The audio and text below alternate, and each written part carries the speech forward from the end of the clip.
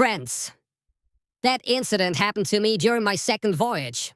A journey so terrifying that even today, it sends chills down my spine. I got separated from my companions, and before I knew it, I found myself alone on an unknown island, trapped inside a deep and silent valley. There was nothing around me but towering cliffs and absolute silence. No path, no way out. Then suddenly my eyes fell on the ground, and I froze.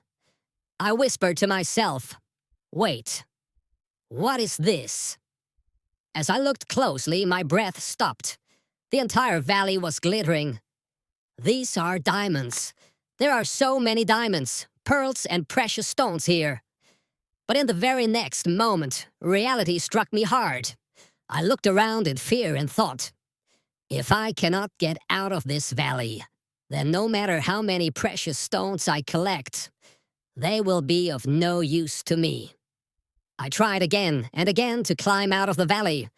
Every time I gathered all my strength, and every time I failed. Soon, I realized there was no way out. Hunger and exhaustion drained the last bit of strength from my body, and my condition kept getting worse with every passing hour. Meanwhile, as this story played out, Nobita grew anxious and said, "Oh, poor Sinbad. Isn't there any way we can help him?"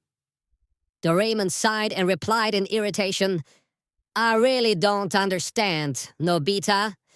How many times do you want to watch this story?" But Nobita refused to give up.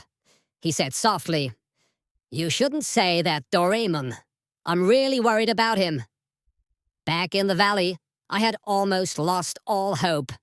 Just then, I heard a strange sound from above.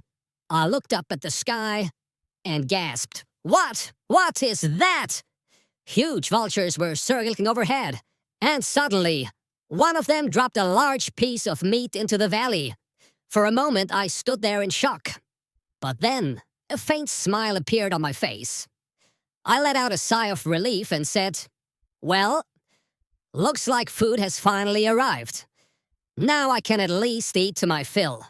But friends, what I didn't know at that moment was that this very piece of meat was about to change my fate and become the only way for me to escape that valley of death. Will Sinbad really find a way out of the valley? What secret lies behind the valley filled with diamonds? And what role will those vultures play in his escape?